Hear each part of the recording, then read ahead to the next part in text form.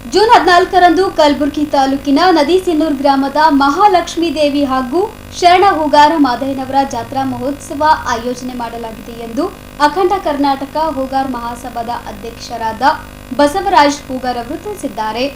ನಗರದಲ್ಲಿ ಸುದ್ದಿಗೋಷ್ಠಿ ನಡೆಸಿ ಮಾತನಾಡಿದ ಅವರು, ಪ್ರತಿ ವರ್ಷದಂತೆ ಈ ಬಾರಿಯೂ ಸಹ ಮಹಾಲಕ್ಷ್ಮೀ ದೇವಿ ಹಾಗೂ ಶರಣ ಹೂಗಾರ ಮಾದಯ್ಯನವರ ಜಾತ್ರಾ ಮಹೋತ್ಸವವು ಜೂನ್ 14ರಂದು ಜರುಗಲಿದ್ದು, ಅಂದು ಪಲ್ಲಕ್ಕಿ ಉತ್ಸವ, ಭವ್ಯ ರಥೋತ್ಸವ ಹಾಗೂ ಮಹಾಲಕ್ಷ್ಮೀ ದೇವಿಯ ಭಕ್ತಿ ಸಂಗಮ ಧ್ವನಿ ಸುರುಳಿ ಬಿಡುಗಡೆ ಕಾರ್ಯಕ್ರಮ ನೆರವೇರಿಸಲಾಗುವುದು ಎಂದು ತಿಳಿಸಿದ್ದಾರೆ.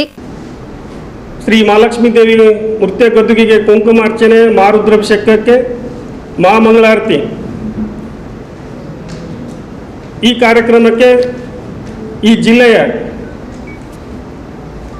ಎಲ್ಲ ಶಾಸಕರು ಮತ್ತು ಸಂಸದರು ಈ ಕಾರ್ಯಕ್ರಮದಲ್ಲಿ ಭಾಗವಹಿಸುತ್ತಾರೆ. ಮತ್ತು ಅದೇ ರೀತಿಯಾಗಿ ಈ ಕಾರ್ಯಕ್ರಮದಲ್ಲಿ ಮಹಾಶಕ್ತಿ ಪೀಠದ ಪ್ರಶಸ್ತಿಯನ್ನು ಶ್ರೀ ಮಂಜುನಾಥ್ ಹೂಗಾರ್, ಪೊಲೀಸ್ ನಿರೀಕ್ಷಕರು, ಪೊಲೀಸ್ ಠಾಣೆ ಕಂಬಗೋಳ ಪೊಲೀಸ್ ಠಾಣೆ ರಾಮನಗರ್, ಅದೇ ರೀತಿಯಾಗಿ ಶ್ರೀಮತಿ ಸುಮಂಗಲಾ ಹೂಗಾರ್ ಕಾರ್ಯದರ್ಶಿಗಳು APMC ಜೇವರ್ಗಿ ಹಾಗೂ ಡಾಕ್ಟರ್ ಮಹೇಶ್ ಹೂಗಾರ್ ಬಳಬಟ್ಟಿ ವೈದ್ಯರು ಜೇವರ್ಗಿ, ಬಸವರಾಜ್ ಹೂಗಾರ್ ರಾಯಚೂರು ರಾಜ್ಯಾಧ್ಯಕ್ಷರು ರಾಯಚೂರು, ಪ್ರೊಫೆಸರ್ BP ಅಂದರೆ ನಮ್ಮ ಮಹಾಲಕ್ಷ್ಮಿ ಶಕ್ತಿ ಪೀಠ ಹಾಗೂ ಶ್ರೀ ಹೂಗಾರ್ ಮಾದಯ್ಯನವರ ಶಕ್ತಿ ಪೀಠದ ಪೀಠಾಧಿಪತಿಗಳು ನಮ್ಮ ಸಮಾಜ ಗುರುಗಳಾದಂಥ ಶ್ರೀ ಗುರುರಾಜೇಂದ್ರ ಶಿವಯೋಗಿಗಳ ನೇತೃತ್ವದಲ್ಲಿ ಒಂದು ಮಹಾಲಕ್ಷ್ಮಿ ಶಕ್ತಿ ಪೀಠದ ಹಾಗೂ ಹೂಗಾರ್ ಮಾದಯ್ಯನವರ ಜಾತ್ರಾ ಮಹೋತ್ಸವ ಅತಿ ವಿಜೃಂಭಣೆಯಿಂದ ನಡೀತಾ ಇದೆ.